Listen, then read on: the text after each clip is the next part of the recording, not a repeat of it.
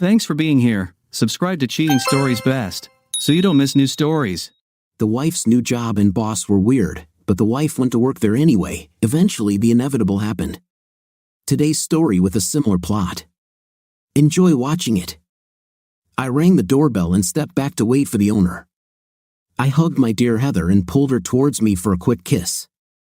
Oh, how I love this woman. She had given me the happiest 4 years of my life. We were going to celebrate our free evening again with my best friend Doug Beavers.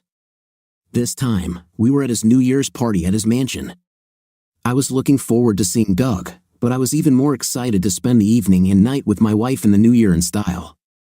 I was about to ring the bell again when Doug finally opened the door for us. He grinned and loudly invited us to enter. I already knew from the number of cars parked on the street and in his yard that this was going to be a very large party, but I was still shocked by the number of people crowding inside his house. Doug reached out to Heather and hugged her tightly, then kissed her tenderly on the cheek before dragging her into the house. He turned away from her and shook my hand before stepping aside again so I could enter. The maid took our coats and disappeared with them. Doug walked between us and said, "God, I'm glad to see you too. I really hate it when my parties get so big, but it seems like I have to invite everyone I either run a business with or have social obligations to. Everyone on my list except a few good friends like you too. Clarissa is somewhere nearby, probably dodging the hands of libertines as usual." As the evening progressed, Heather and I danced, ate, and drank far more than we should have. We weren't worried because we knew we had a bed upstairs when we needed it. We were one of the few couples invited to spend the night, so we didn't have to drive drunk, hail a cab, or force one of us to stay sober as the designated driver.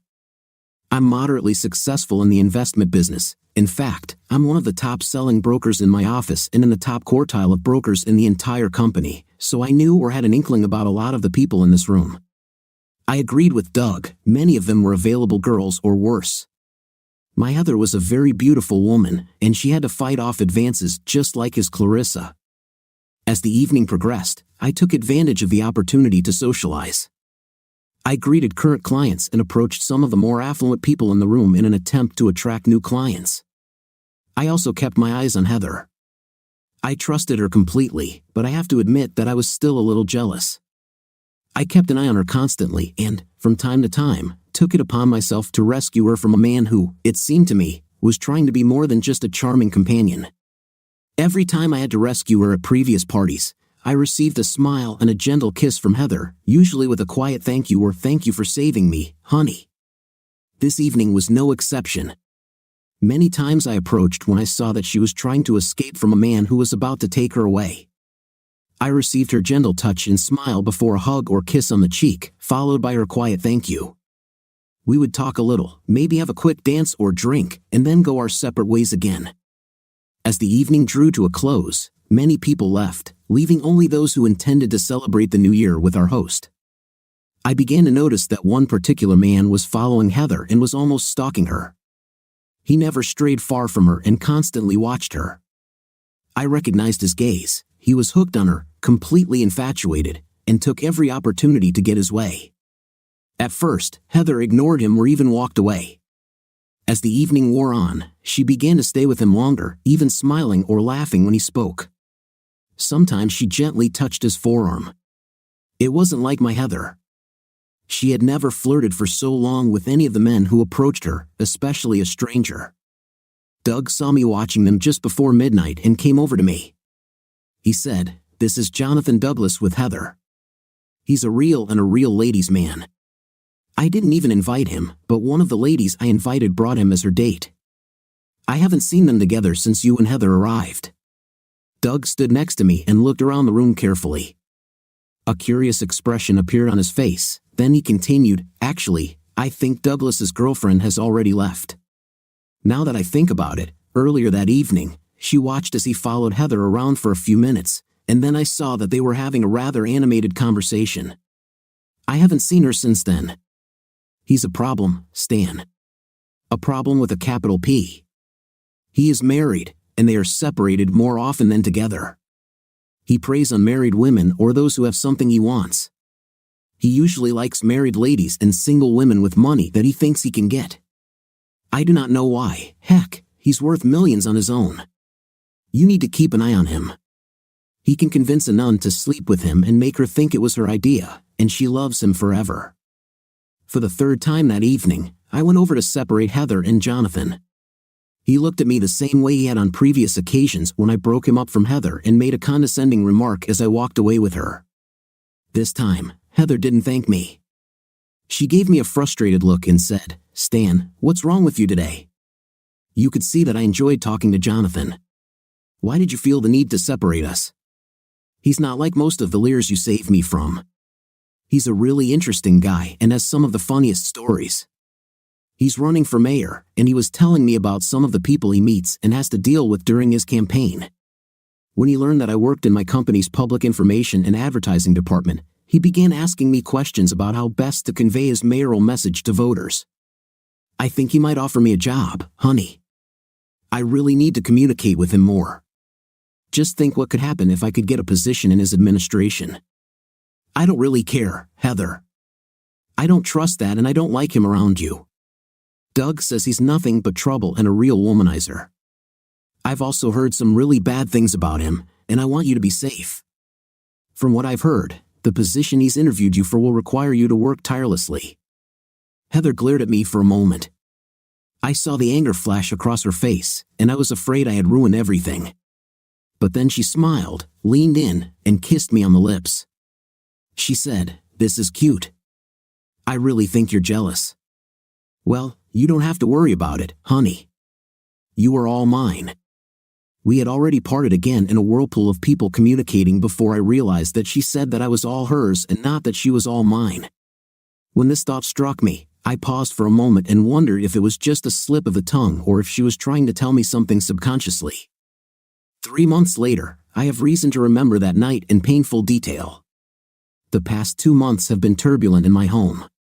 Shortly after the party, Heather began arriving home late from some of her meetings or visits to her parents. When I asked her about her tardiness, she got angry and defensive, saying she either lost track of time or had to finish a project or something before she could leave. She also started volunteering for the local Republican Party after work, which took up her time. Heather is the leader of her department, and her skills in this area are almost legendary.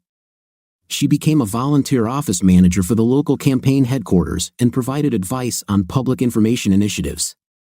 From what little I heard, she cleaned up the chaos and became a very popular volunteer. Like many unsuspecting cuckolded husbands, as she began to spend more time away from our home, I began to notice that our life was suffering. I was rejected more often, and when I did get, it wasn't as good. Now she allowed me to have with her where we had made love before, sometimes for hours on end. Oh, she always had a reason. For example, she was tired, or it was too late, or we didn't have time, but the fact remained, whereas before she had willingly, enthusiastically, and passionately participated in our lovemaking, now she seemed to do it reluctantly, as if it were an unpleasant duty. One day, I was talking to Doug about recent problems in my marriage. He gave me a worried look. Finally, he said, "Stan, I'm starting to worry I may have been the reason your marriage failed. I've been hearing for the past few weeks that Jonathan has found another married woman to play with. Rumor has it that he met her at a New Year's Eve party, and we both know where he was and who he spent most of his evening with on New Year's Eve.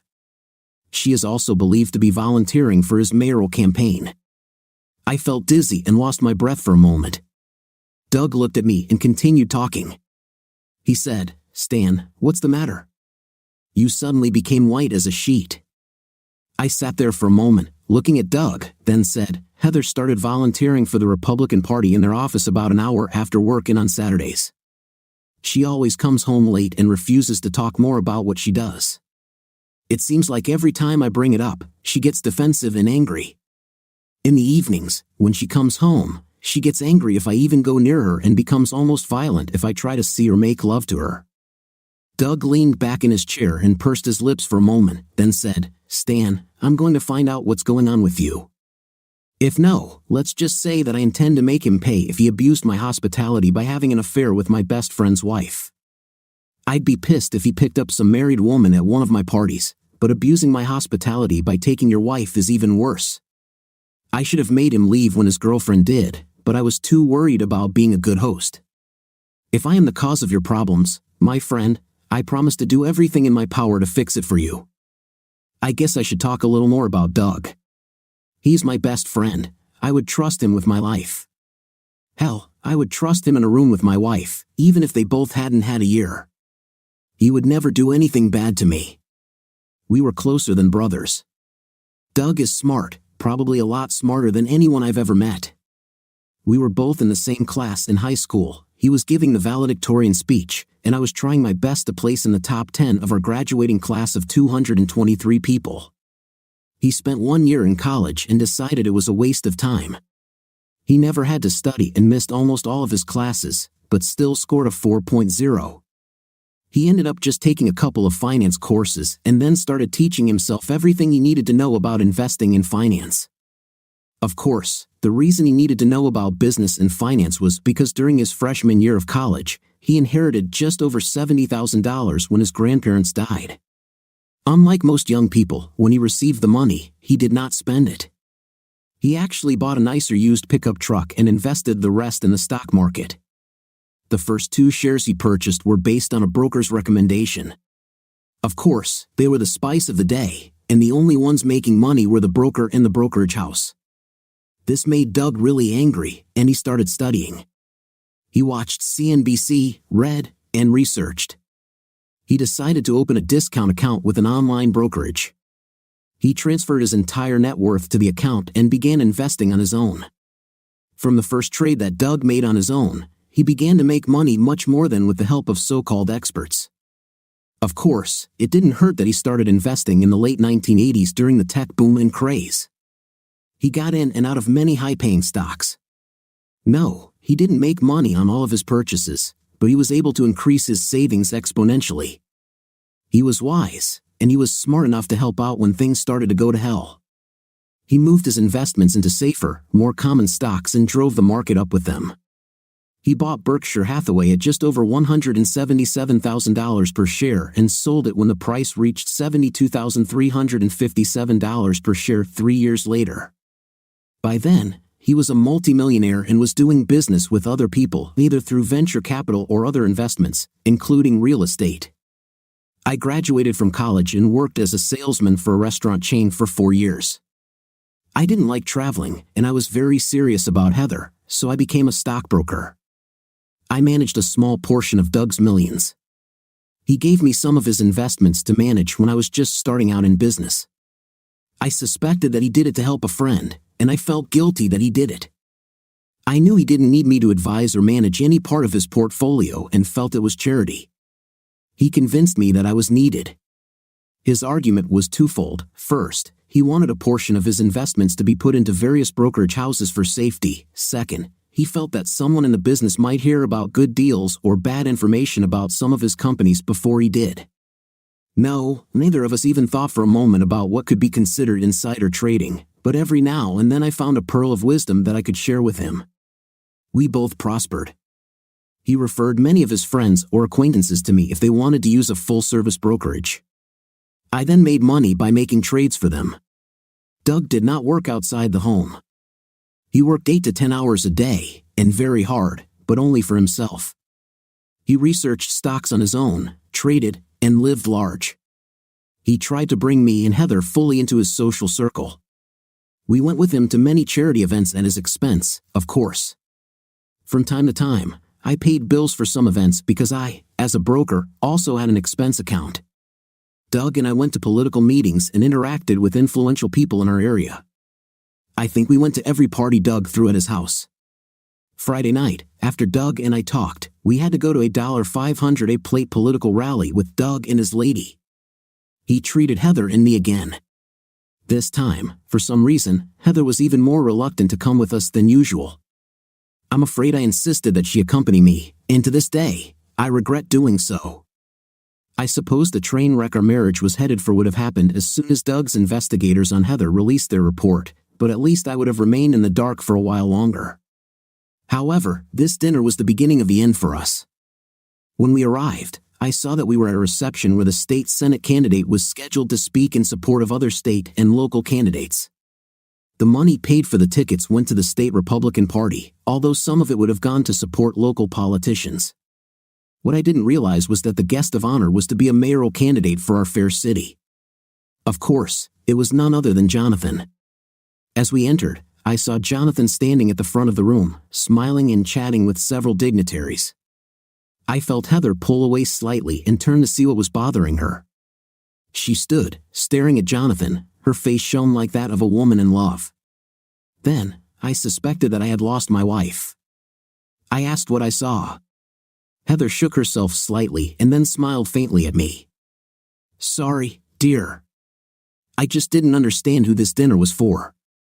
She looked so guilty that I wondered if it was true but said nothing. She must have known Jonathan would be there since she worked part-time at the campaign headquarters. I thought that now I understood why she was so reluctant when I insisted that we come. I looked at Doug and saw that he was watching our little conversation. He turned and glared at Jonathan before plastering a smile on his face and placing his hand on the small of Heather's back. He led her to a chair and pulled it out, helping her sit down. He then sat Clarice down on the chair that was supposed to be on his left. I walked past him as he was doing this, and he said, "Sorry, Stan. I didn't know he was one of the recipients of our generosity when he invited you." I saw her face, "Buddy. I hope I'm wrong, but I have an appointment with a friend on Monday that I'd like to introduce you to. Can we have lunch, say around 11:30? After finishing her meal, Heather excused herself and went to the restroom. I noticed that as she stood up from the table, Jonathan stood up and left the room through the other door. I thought for a moment, then began to get up and follow him. Doug put his hand on my shoulder and said, "No, Stan. It's been taken care of. And if it's her, it's already too late anyway. Just wait until Monday, please." Later that evening, I lost sight of Heather again and went looking for her. When I returned from the toilet, I managed to sneak onto the stage and hide behind the curtain. I heard sounds and quiet, gentle voices. One of them I immediately recognized as Heather's voice. I felt an instant surge of anger and headed towards the voices. I tripped over the rope and made some noise. I heard Heather whisper, "Oh, someone is coming. I need to get out of here, honey. It won't do any of us any good if we get caught now. See you in the office. I love you." I heard a quick slap, as if she was quickly kissing someone, then quick steps moving away to the other side of the stage. I followed them but was too late to notice what I was my cheating wife and Jonathan. I was slowly walking back the way I came when I ran into Doug in the hallway. His face looked like a thundercloud. He grabbed me and made me stop and look at him. He said, "Damn it, Stan. I told you to leave it as is. My people need to gather information for you before you do something stupid. If she really is cheating on you, and I believe she is, we need information, evidence, so we can plan and carry out proper revenge on this last name, and so you can get the best deal in your divorce if that's what you want. The way you're trying to do this, the only thing you'll achieve is getting screwed by the legal system." After he calmed me down a little, Doug continued, "I saw them hurrying down the other corridor from here. They stopped at the door to the classroom, and she looked around trying to find you. When she didn't see you, she got scared and told him that she thought you were wandering around trying to find them. Now you have a suspicious traitor on your hands, and it will be more difficult to get the goods from her. When we got back to the table, we acted it out. We made sure Heather and a few others saw us laughing and passing the pocket flask to each other. Heather glared at me as I took my seat next to her and asked where we were. Around this time, Clarice walked up to Doug and hugged him. She smiled at us and said, "Okay, you two, next time I catch you sneaking out to your car to get a drink, I'll either go with you or turn you into the police. Now, let me take a sip from this flask." We watched as Heather relaxed a little. Then she turned to Clarice and asked, "Oh my God, so what were these two doing?" I wondered where they were when I couldn't find them. Clarice laughed and said, "Oh yes, I tried to get to them for my share before they went inside, but as you can see, they beat me to it." Later, during the dance, it was my turn with Clarice. She became lost in me, and one day when I tried to turn to look around the room behind me, she refused to follow my lead. She kissed me tenderly on the cheek and said, "No, Stan, you really don't want to look there. Just dance with me and try to enjoy the evening. I know what you're going through right now, and trust me, it's only going to get worse. Just remember, Doug and I are here for you, and we will always be here for you." I relaxed a little and kissed her back gently. Thank you for helping with the conversation earlier. I almost lost it, and Doug seems to think that would be very bad of me. I want to rip this head off so badly that I don't know what to do. The rest of the week and weekend were hard for me. I was alternately scared and angry. I knew deep down that Heather had left me emotionally and that it was only a matter of time before she left me physically. We hadn't been a happy couple in weeks. I began to distance myself from her mentally, although I was not sure that she was cheating on me. If she didn't cheat, we had some other problem because we just weren't as loving a couple as we used to be. Finally, my meeting with Doug and his friend arrived. I was pretty sure his friend would be a private detective. I was on edge and felt my stomach churning. He was upset and had heartburn from the acid. I could feel my anger simmering somewhere beneath the surface, and I knew the other two men could see it. I was scared of what I thought I might find out and yet eager to find out. Doug stood up as I approached the table and shook my hand, then pulled me into a hug. After the greeting, he introduced me to his friend, Simon Hobbs, who actually turned out to be an investigator. We sat down and studied the menu for a minute to order our dishes. The waitress came up and took our order. Then Doug said, "Okay, why don't we get this unpleasant business over with first?" He looked at his other guest, then back at me. The private detective reached into his briefcase and pulled out a large envelope. He handed it to me and said, "We have been following your wife and Mr. Douglas in accordance with Mr. Beaver's instructions. The surveillance continued for 20 days from the time we were hired until last Saturday evening.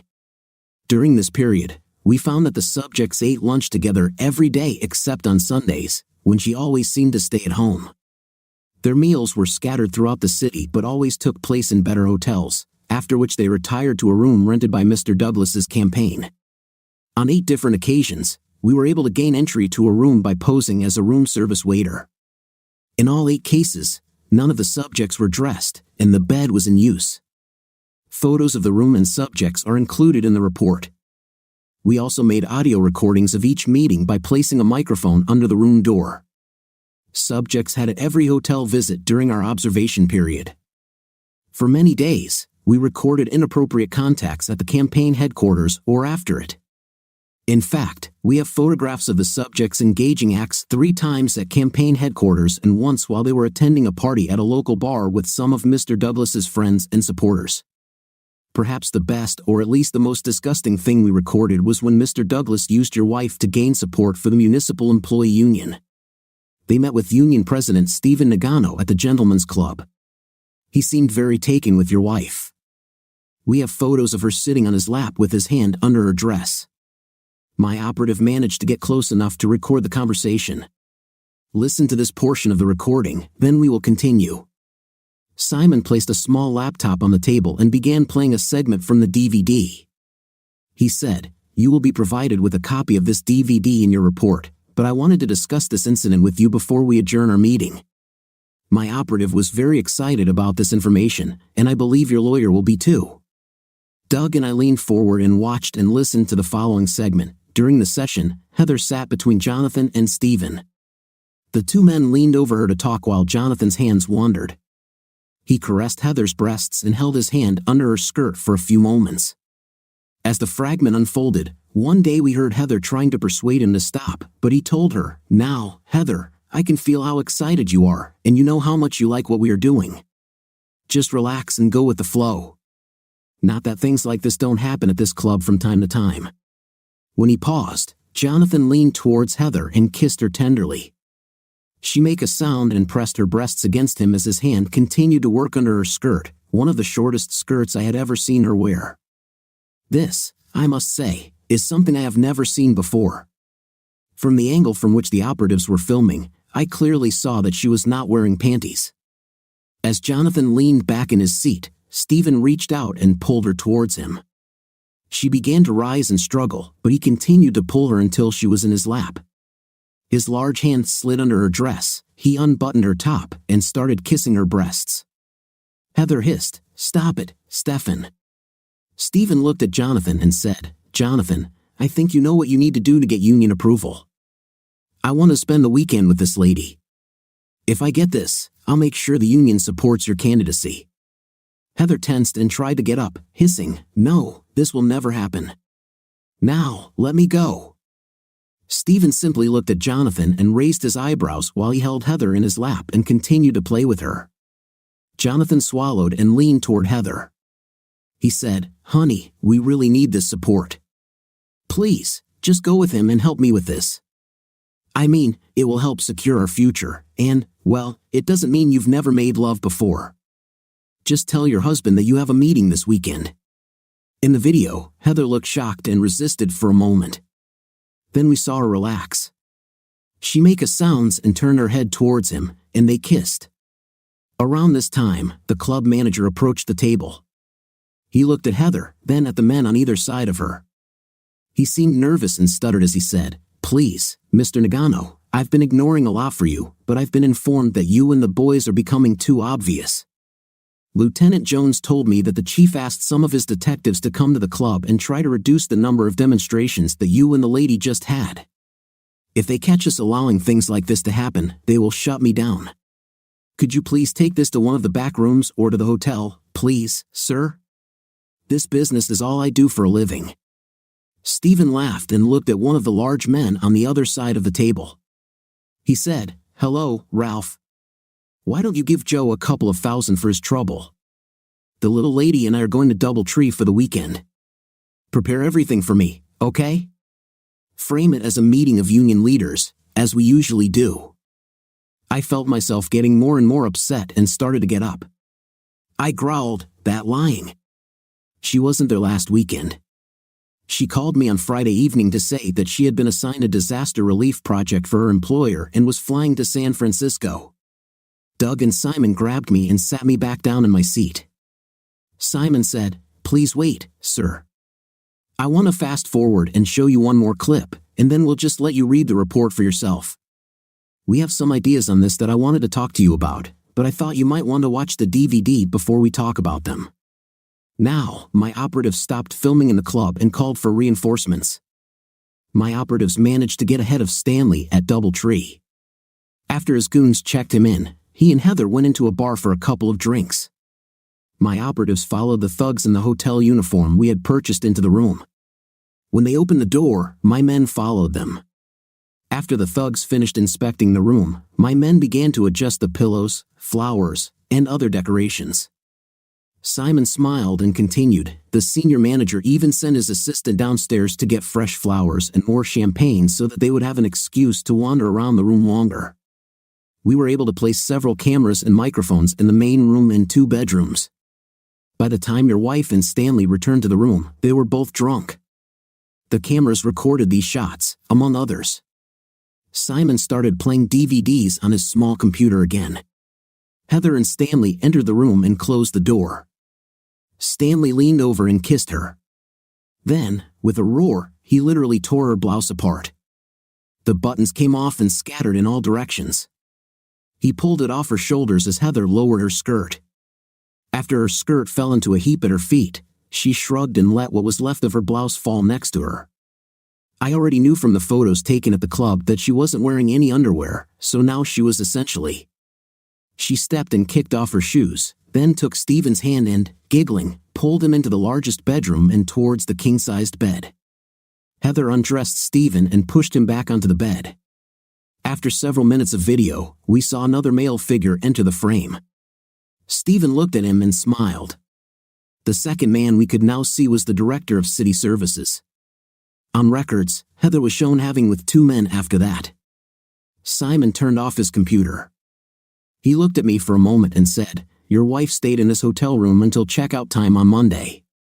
During this time, she slept with all the senior managers of the Municipal Employees Union, as well as Stephen. We've heard plans to use union money and paid union workers to support Jonathan's mayoral bid." Late Saturday evening, Jonathan visited the room. He, the director, and Stephen had with Heather most of the night. We also have photos of this and footage of them planning to misuse the city funds if Jonathan is elected.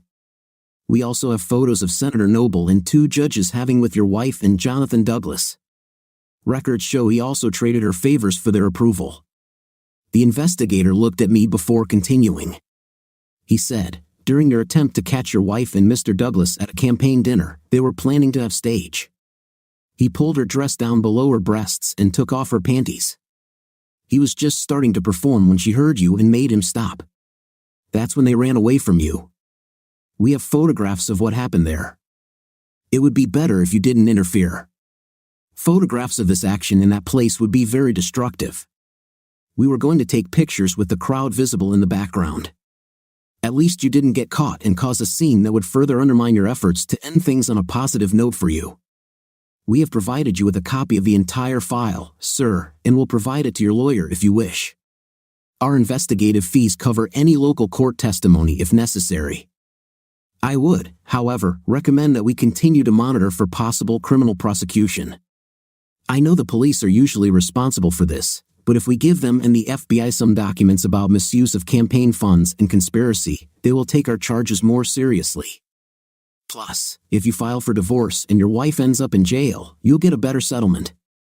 Even knowing this was coming, I have to admit I was upset and shocked. I could not believe the depth of depravity and disrespect my wife exhibited while she was under surveillance. The document showed that she felt she was in love with Jonathan. They were actively discussing how and when she would leave me. She was ranting about the position she was promised in Jonathan's administration if he was elected mayor. Perhaps what shocked me the most was her willingness to spend a weekend at DoubleTree and the acts she performed there for her lover and his friends. Some of the things Heather did with Jonathan were things she absolutely refused to do to me or for me on many occasions. She even initiated later on the weekend and in their private sessions. I always knew that Heather was driven to succeed in her career and admired powerful people, but I just couldn't believe all the things she was willing to do to get ahead. I felt almost physically ill. I didn't eat much, and I noticed that Doug didn't either. After the investigator left, we drank a little. We were both silent for a moment, lost in our own thoughts, before Doug said to me, "Stan, I'm so sorry I ruined your marriage. I consider myself completely to blame for your troubles and intend to make amends to you. I know I can't undo what I allowed to happen, but I intend to make things as right for you as I can. I'll find you a good lawyer for your divorce.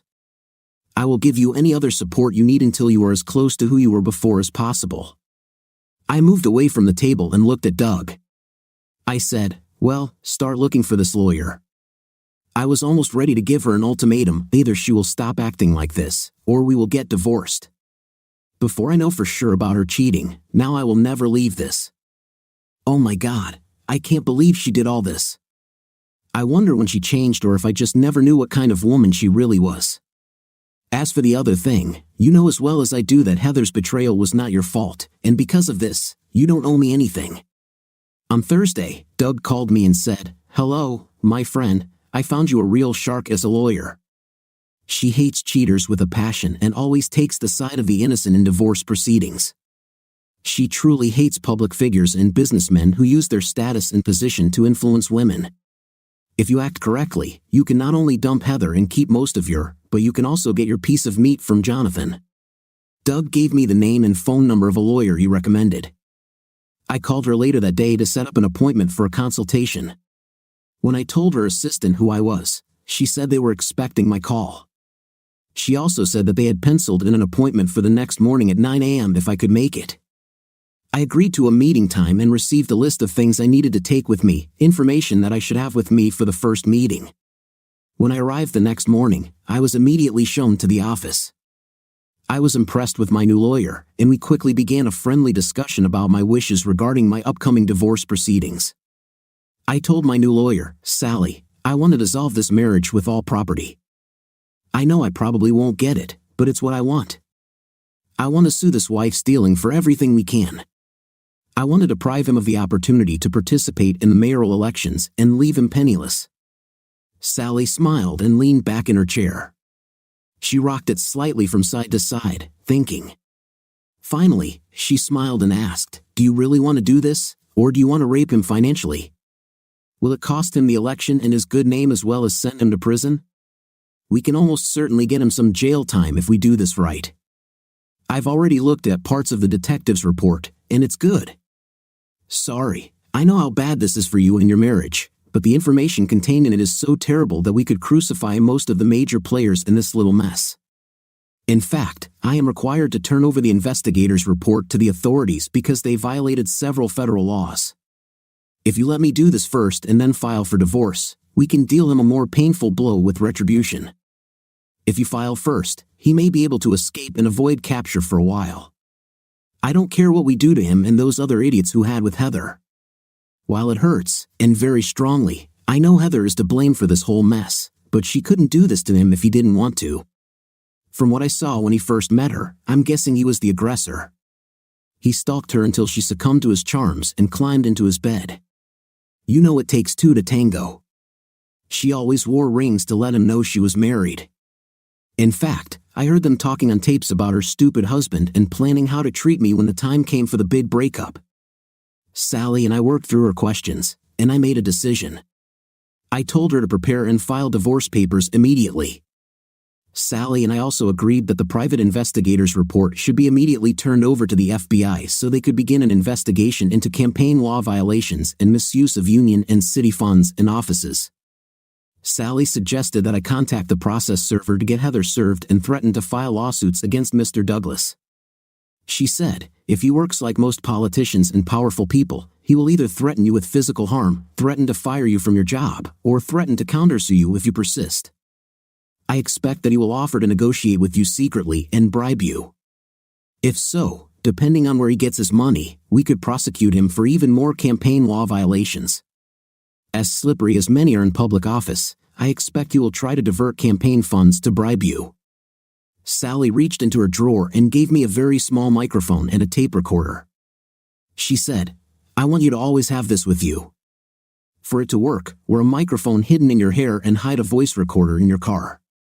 The range of the transmitter is about 1 kilometer. If your car is out of range of the transmitter, this small microphone is capable of recording up to 6 hours of talk inside the device. The device will download all the recordings stored inside as soon as you are within range of your car. If you give me your keys, I'll have someone install a dash cam in your car while we're done here. I also suggest that you either rehire a private investigator or allow me to hire one for you to continue surveillance of your wife and Mr. Douglas.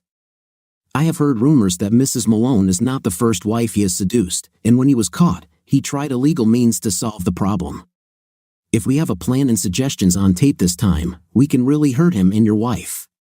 I smiled and said, the private detective gave the same recommendation. I still have it on deposit. The next Thursday morning, Sally called me and said, Mr. Malone, we are ready to file for divorce and serve your wife. Do you still want to follow our plan to attend her service and provide feedback? Oh yeah, at least I can get a little pleasure out of being there, I replied. I also thought about the service. Don't you think it would be a good idea to serve her this Friday night at campaign headquarters? Sally was silent for a moment, then said, No, Stan, I'm afraid I think that would be a very bad idea.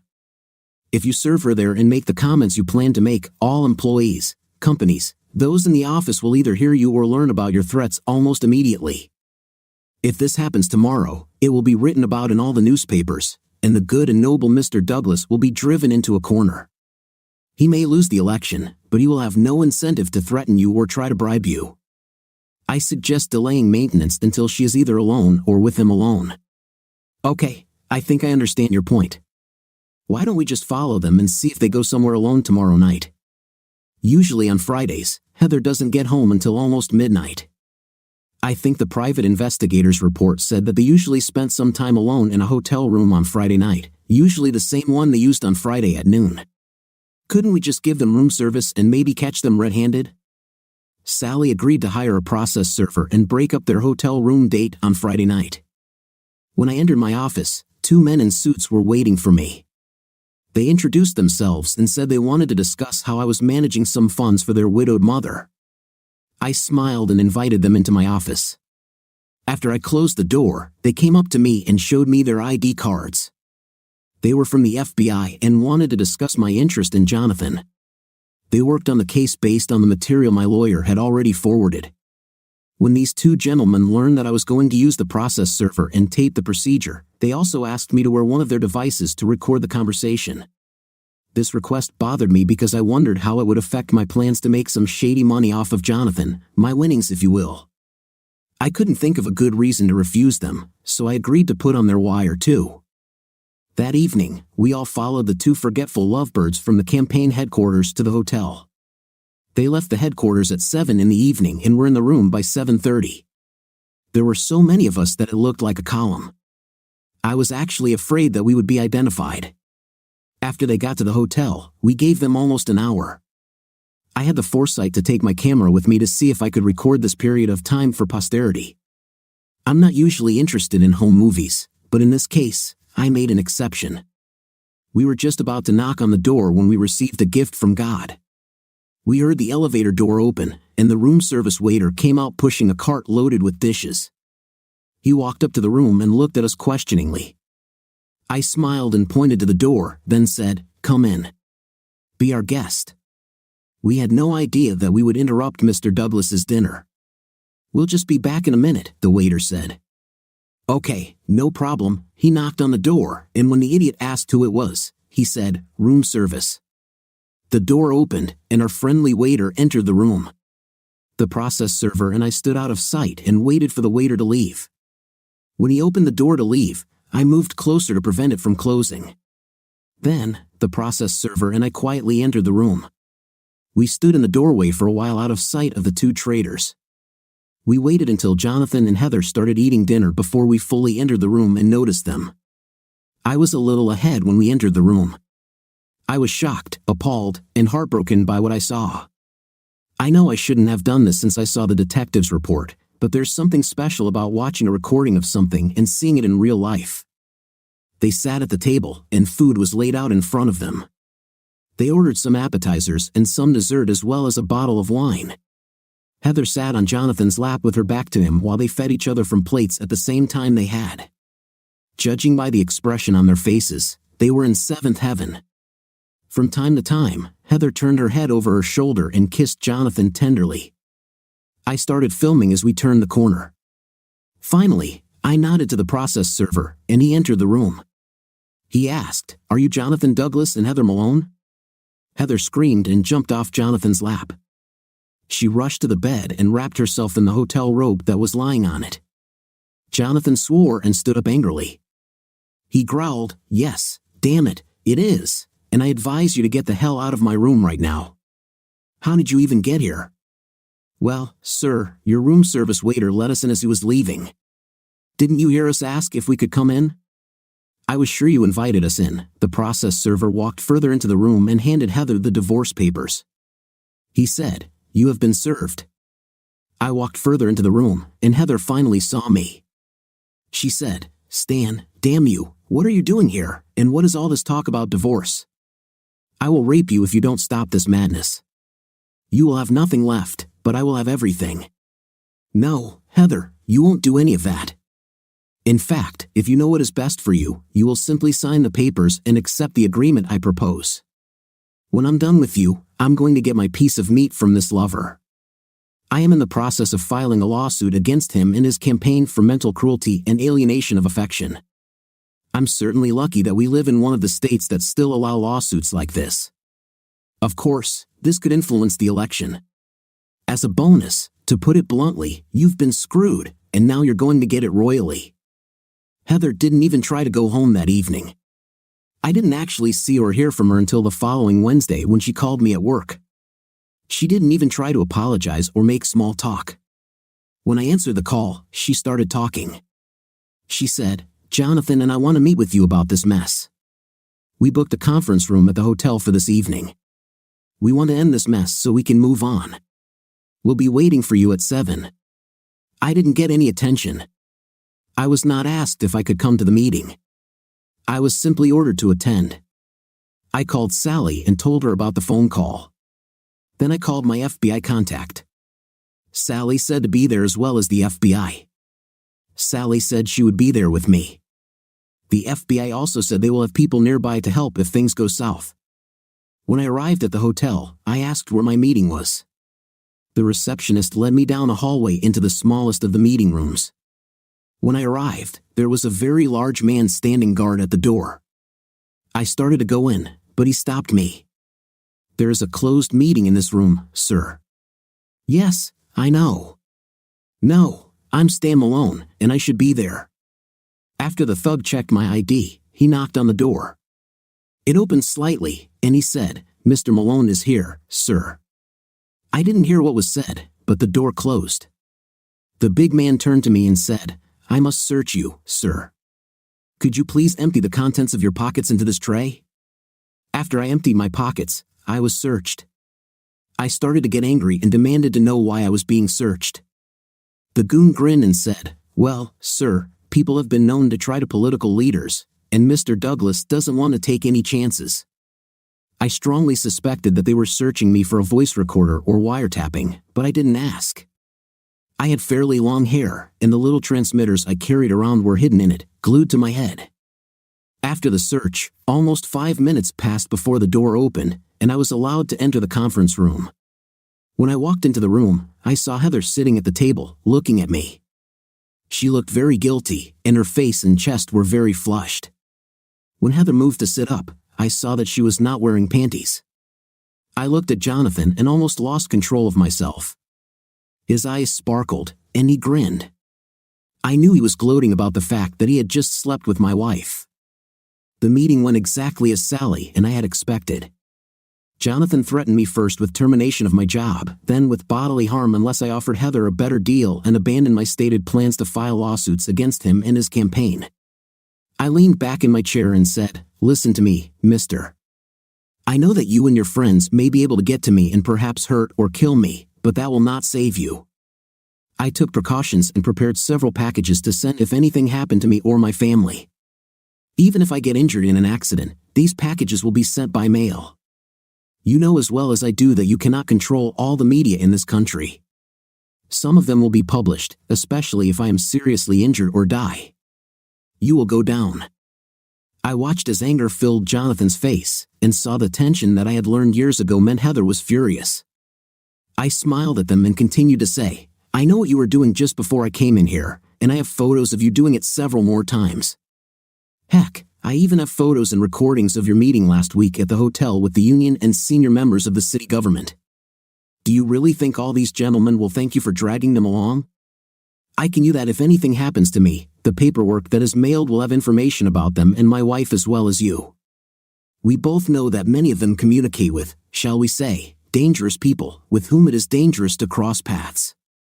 Heather glared at me, and I thought Jonathan looked a little sick. He tried to be indignant and said, "You heard what I said. Stop your threats and do it quietly. Otherwise, now, get you out of here." I said, "My word." I smiled and stood up. I looked into Jonathan's eyes until he started to look worried. I could tell it was all he could do to keep staring back at me. I laughed and turned to head towards the door. As I opened the door, I stopped again and said, "You know, Jonathan, I might change my mind if I was confident of a very fair divorce settlement from my wife. Damn it, if the idiots in this town decide to elect you, they deserve what they get." I went straight home, and when I got there, I found my private investigator friend waiting for me. He and the FBI agent were visiting. They both took off their microphones and secured them. My private investigator said, "We got all of this in the conversation that Jonathan had with your wife and his friends after you left. He put you under surveillance with orders to keep an eye on you and let him know if they could find anything harmful about you at all. You made him very, very worried." I waited 3 days and then made sure my tail from Jonathan was with me when I called my lawyer. First, we discussed divorce. Then, as I was ending the conversation, I said, "Sally, I'm tired of waiting for this idiot." I told him and Heather what it would take for me to leave, and so far, they are both blocking me. Prepare documents and file a lawsuit against Jonathan. I think we need to give a higher figure. Let's ask for $10 million. This should get his attention and be all over the news. I laughed to myself when I saw the thug who had been following me step back and grab his cell phone. I watched as he talked and gesticulated excitedly. I got into my car and drove straight home. I hadn't even finished dinner that night when Jonathan called me. He never admitted that his man heard me tell Sally to sue. He said, "Listen, idiot. Heather and I discussed our meeting and decided to give you some of what you asked for. She will sign the divorce papers you gave her without changes. She will leave your marriage with only her personal and quit her job. I have decided to enter into an out-of-court voluntary settlement agreement with you. If you mean that nothing will come out of this, well, damn it, all I can do about this is promise you that I won't be the one to let things slide. Naturally, I cannot promise that no one will let the cat out of the bag. I mean, right now, there are probably hundreds of people who know that you're sleeping with my wife. Okay, here's the thing. You sign a non-disclosure agreement, and I will transfer $1 million into your account, no questions asked. Heather turned over the divorce papers, signed an agreement with your proposed terms. I laughed and said, damn it, this is a small thing.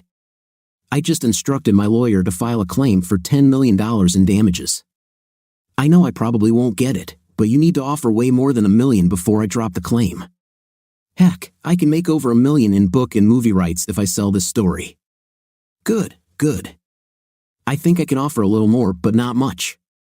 How about $1.7 million? I think I can do without unnecessary words. I'll figure out some way to show that it was spent on the campaign, but this is my main suggestion. Okay, but we need to move on. I won't tell my lawyer to stop until I see the money in my bank account. Here are the secret account numbers in the Cayman Islands. I didn't tell him that I opened an account in his name and used his mailing address. I was hoping that federal investigators would find this and trace the money from his campaign to the bank. Of course, I planned to transfer the money on the day it arrived. That evening, I heard my doorbell ring.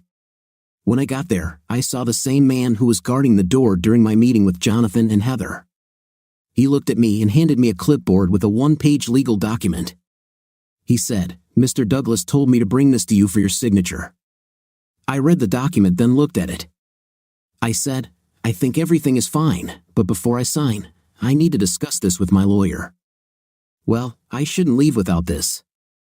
I sighed and closed the door in his face. I went to my office and called Sally. When I explained the problem, she agreed to come to my home and review the document. It took her almost an hour to get there, but after she read the document, she smiled and told me to sign it.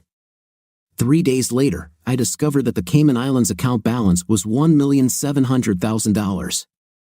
That same day, my lawyer called me and told me that Heather had returned the signed divorce agreement, and it had been filed with the court.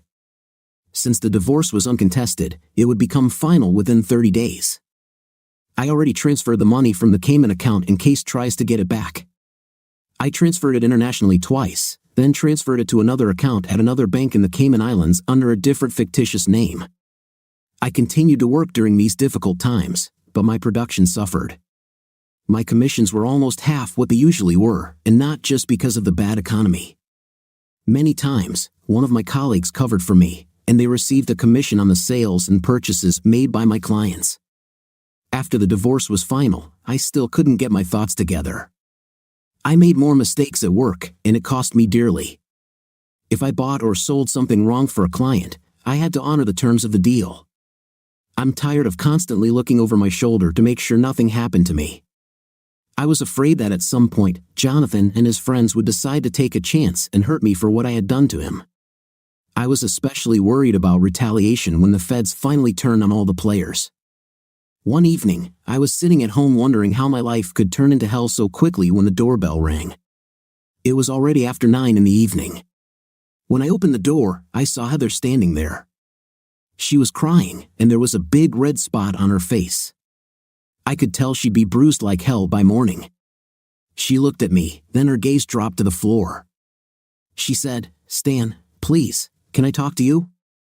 I almost told her no and slammed the door in her face, but then I decided to see what could make her come to me to talk. I stepped back and motioned for her to come inside. I didn't say a word. I simply took her back to the office and sat her in my chair. I still had security cameras running and wanted to talk where the image would be better. I made sure to point her towards the sofa so the cameras could get the best shot. Heather sat and looked at me, silently crying. Finally, she said, Stan, I know it's too late, but I finally... Heather took a deep breath and continued, I want to apologize to you for what I did to us. I knew better, but somehow broke through my defenses. You know how much I love to flirt and how much I want to succeed. Somehow, he knew exactly which of my buttons to push, and I fell madly in love with him. It was like he was completely in tune with me, and I just couldn't say no to him. I was so excited about the promising job he promised me after the election if I helped him that I lost track of us. Heather was crying loudly now. She looked at me and said, "Do you know how angry I was with you on New Year's Eve when you tried to separate us? Oh, Stan, you were already late last time when you pulled me away from Jonathan. We just returned to the room from one of Doug's bedrooms. This convinced me to have with him a little less than 3 hours after I met him. I am so sorry. It only took 3 weeks of running behind your back before I was convinced that I needed to be completely in his camp. He promised to divorce his wife and marry me after the elections. He told me he couldn't file for divorce early because it could cost him the election. I fell in love with the idea of being married to a mayor and perhaps later a senator or governor. After the trouble you caused, I began to feel that Jonathan was moving away from me. This evening, in the office, I caught him in the warehouse with one of the young students who work as volunteers. You were right, as always, Stan. He filled her head with the same nonsense he filled mine with. He promised to leave his wife and marry her as soon as the elections were over. I stood up to them, and he laughed at me. He asked me what made me think that he would ever marry an old woman like me, especially one who had a history of cheating on her husband and having with multiple partners. He told me that if I treated him well, he would keep me with him, and I could live a good life as his social secretary. He laughed at me and said that I could entertain some of his most important members as I had done in the past. His new lover laughed at me, and I slapped him in the face. Then he hit me, Stan. I know it's too late for us, but I wanted you to know that I finally realized this, and I wanted to apologize for what I did to us, to you, really, Stan. If you could find the strength to forgive me, I would really like for us to get back together. I knew I had a good man, but there was something about Jonathan that I couldn't resist. I got so excited when I thought about possibly having a great life with him that I lost all common sense. Heather looked at me for a moment longer. I watched as silent tears streamed down her cheeks. Finally, she gave me a hesitant smile, stood up, and walked over to my chair. Heather leaned forward and kissed me tenderly on the cheek, then ran out of the room and out of the house. I sat there in shock for a moment before approaching the door, just in time to see her car drive away. I sighed and thought how much I wished she would come to her senses before spreading her legs for this man and his union and government supporters. I turned and walked back to the office. A few days later, I couldn't stand it anymore. I needed to get away from all the memories and pain. I put my house on the market and hired a real estate agent to find me another one without the memories. I hired a crew to come and pack my furniture for storage. I hired another crew to clean the house and another to do the yard. From time to time, I would call Doug or Sally back. They said the feds retained control of the investigation in case the police were also corrupt. There was an agreement not to mention my name in the investigation and not to use information provided by Sally unless absolutely necessary.